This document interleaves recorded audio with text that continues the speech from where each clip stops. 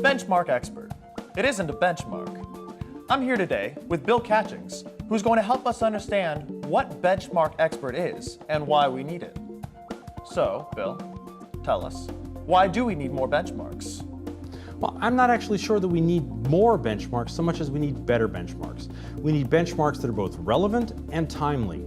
We need benchmarks that are based on real-world user scenarios, and we need benchmarks with understandable metrics so people know what they mean, and we need benchmarks that come out in a timely fashion. The industry is changing very quickly, and we need stuff that is as new and as relevant as possible. And the Benchmark Expert development community, I think, is a great mechanism for developing benchmarks like this. It allows the community model, which is with source code that's available to everyone, which allows the community to participate in its design, help with the debugging and testing, and in all the ways be able to be a real part of creating benchmarks that are relevant to the members of the community. There's so much tech out there. How do you decide what to benchmark?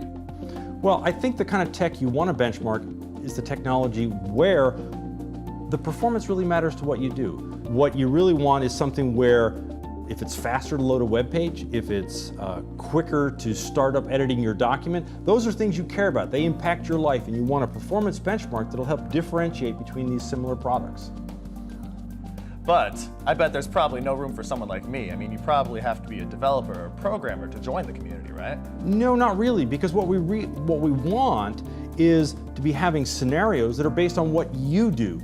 Developers, we care about what they do, but you're the typical user. You're the kind of person who's going to be buying the next phone or the next tablet or the next notebook computer.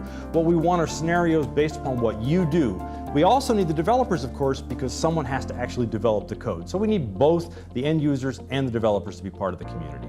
Yeah, all right, you got me. So how do I join the community? It's really easy to join the community. All you have to do is go to BenchmarkXPRT.com, click on the Join Us button. Now, I will admit there's a $20 one-time fee for joining the community, but once you do that, then you're part of the community. You get access to the source code, you can be part of the development cycle, all the different benefits like that. But even if you don't want to join the community, you can still run the benchmarks, you still can see some of our content, videos, and the blogs and things like that.